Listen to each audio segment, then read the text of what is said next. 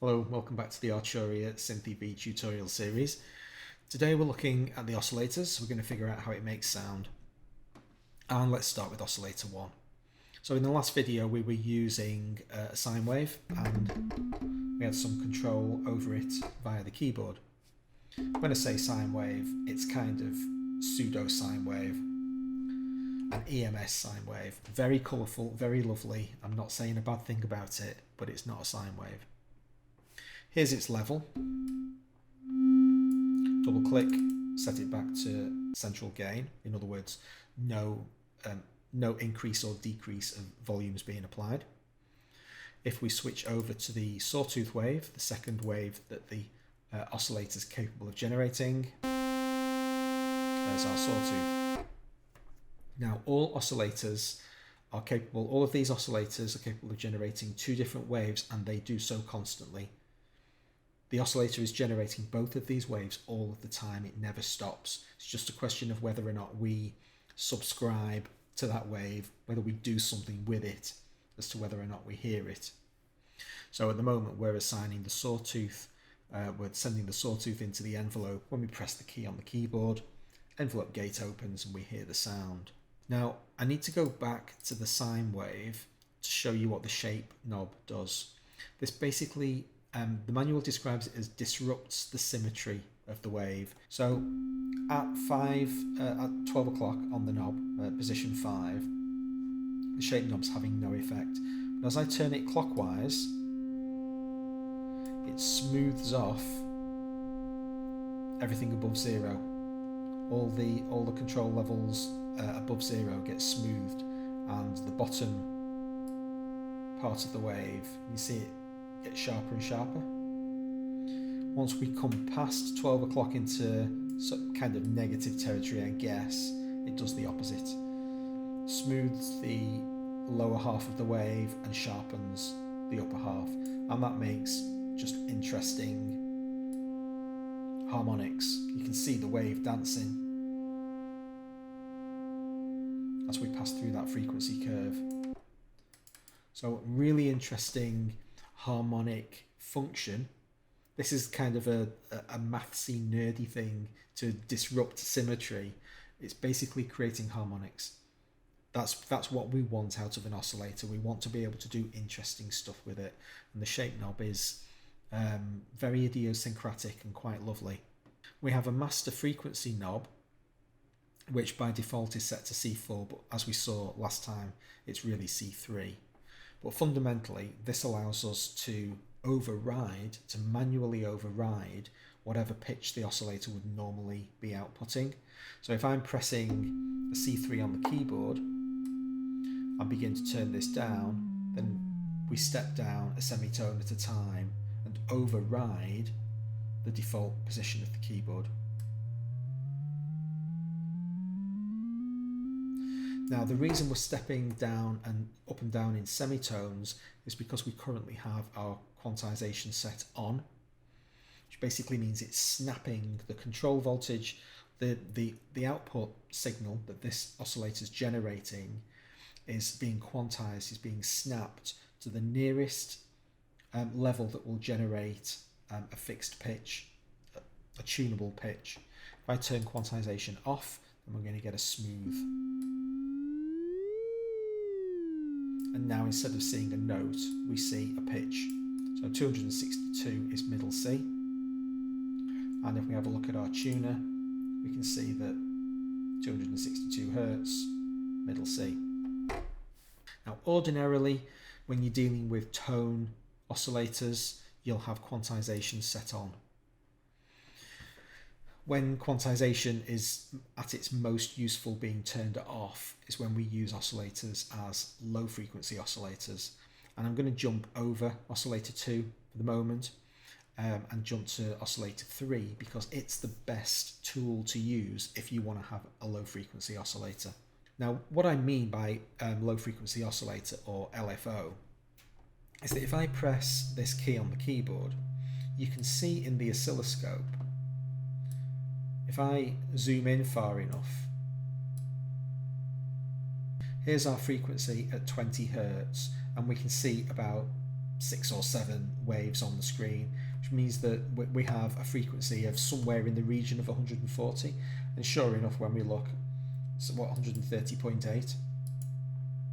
So this is how many times the wave is going up and down in 1 second. That's what we're hearing, the number of cycles.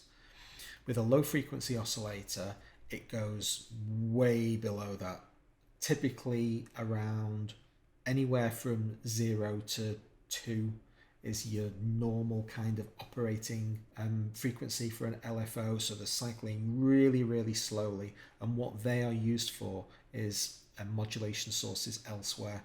Now, as we bring each of the modules of this synthesizer into the story, we're going to see LFOs really flex their muscles. It's one of the most important modulation tools that we have at our disposal. And Oscillator 3 is best suited to be used as an LFO because of its working range. The fastest frequency that Oscillator 3 can go to is, I think, 500 Hertz. It's saying 494, the manual says 500. But when we get down into LFO mode, and we drag this all the way down, see, I'm dragging down, and once I got to about 4 Hertz, it started becoming really, really slow at getting any further down. It's operating in thousandths of a hertz. So the range over which it operates is very, very extended in the low frequency range, and that's not the case for oscillators 1 and 2. If I dequantize oscillator 1 temporarily, here you see me at 36, 34 Hertz, and then we pretty much at the same speed. It's only right at the very end we start to slow down, and we get to 0.5 Hertz, and that's as slow as it will go. If I double click oscillator 1, it'll take me back to 262 Hertz. If I double click oscillator 3, it'll take me to 0.128 Hertz. So it's designed to be used as an LFO. That's where its operating range is happiest. And so ordinarily we have quantization turned off for oscillator 3. But it's important to stress it can be used as an oscillator, as an audio signal. If I crank this right up, we can hear, what we're hearing at the moment is the square wave. Loose interpretation of a square wave. Switch over to a triangle wave instead. See our triangle. And oscillator 2 also has a square wave and triangle. So apart from the fact that we've got a different pitch, it's basically drawing the same kind of thing. And here's our square.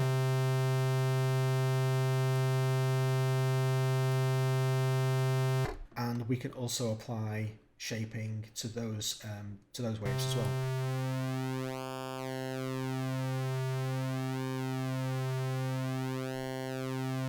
So that's like a pseudo pulse width control. We can see the duty cycle changing of the square wave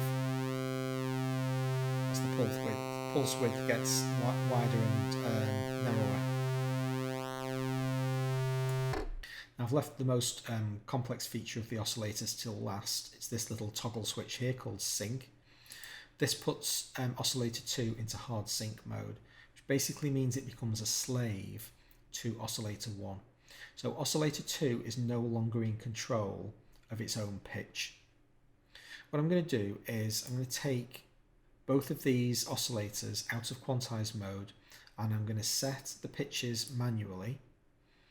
I'll set oscillator 2 to 300 Hertz exactly, and I'll also set oscillator 1 to 300 Hertz.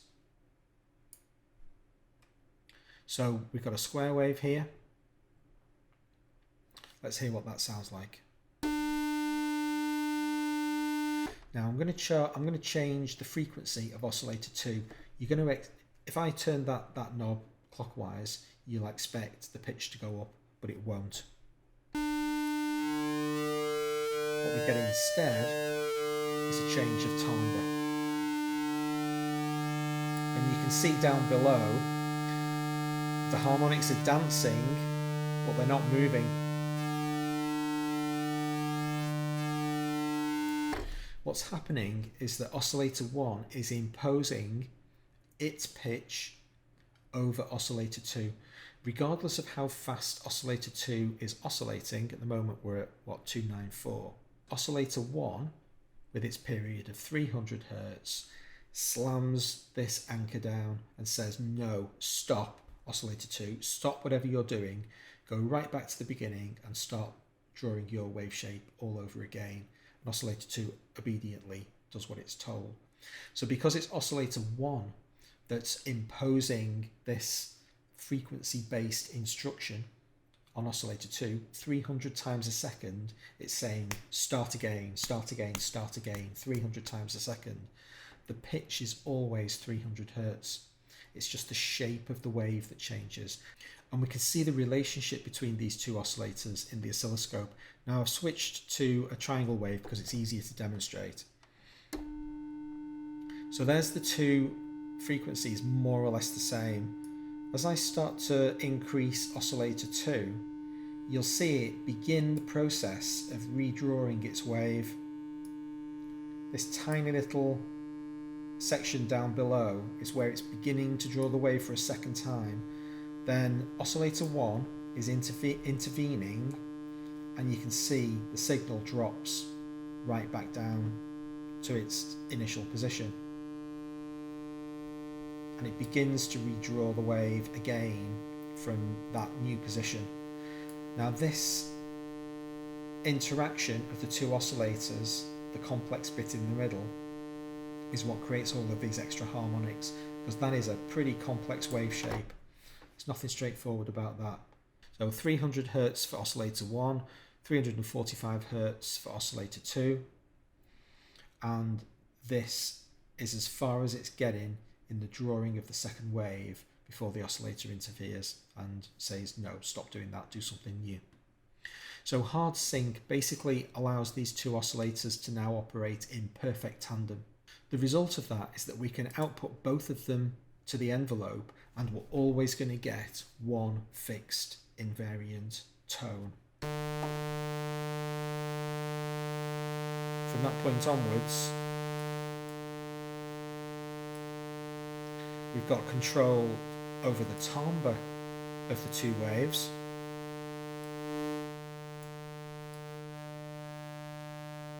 But it's always at exactly the same pitch, and it's always in perfect sync.